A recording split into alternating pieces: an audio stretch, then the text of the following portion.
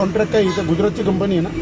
हा गुजरातची. गुजरातची कंपनी आहे. बरं बरं. आणि हे कामगार तर सगळे आंध्रा वगैरे? हे सर हे कामगार नाही सर, हे एक एजन्सी आहे सर, ती फक्त सर्वे करत आहे. नाही, पण एवढी एजन्सी आपल्या महाराष्ट्राला काय भीक लागलं का या लोकांनी सर्वेला एजन्सीला तिकडे बाहेरच्या राज्यातली लोक आणली? म्हणजे कॉन्ट्रॅक्ट गुजरातच्या कंपनीला, माणसा सर्वे करणारी कंपनी आंध्राची. नाशिकमध्ये असंख्य कॉन्ट्रॅक्टर आहेत, नाशिकमध्ये असंख्य कामगार आहे, बेरोजगार आहे, त्यांना का बरं वापरत नाही आपण? नुसते ते मशीन घेऊन फिरताय. हे कामं तर माझे महाराष्ट्रातले पोरही करू शकता ना.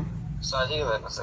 तुम्ही कुठले महाराष्ट्रातलेच आहे ना? मी माझं कोल्हापूर. तुम्ही कोल्हापूरचे. बरं आता मला सांगा, बघा तुम्ही कोल्हापूरचे, कंपनी गुजरातची, कामगार आंध्राचे, मग नाशिकला काय भीक लागले का? काम नाशिकमध्ये चाललंय, नाशिक महानगरपालिकेत चाललंय.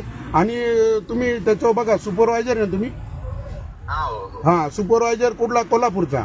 आणि काम चाललंय नाशिक महानगरपालिकेमध्ये. आणि कंपनी कॉन्ट्रॅक्टर आहे गुजरातची. आणि त्याला बल्कमध्ये जी एजन्सी दिली ती दिली आंध्राला. हे नक्की हे कोणच आहे? हे आपलं या सिंहस्थ कुंभमेळ्याचं काम आहे का? हा कुंभमेळ्याचं आहे सर. बापरे. मग आता हे 32,000 कोटी रुपये आले, असे इतर राज्यांनाच वाटायचे वाटतं. अहो, आमच्या घरानं बुलडोजर फिरवायचा म्हणजे घरं आमच्या जाणार, जमिनी आमच्या घेणार, रस्ते आमच्या इथं करणार. आणि करणारा गुजरातचा कॉन्ट्रॅक्टर. हे नक्की हे का गिरीश महाजन साहेब यांच्यावर का मेहरबानी? असं काय चाललंय? नाशिक जिल्ह्याचं काय यांना काही वावडं आहे का?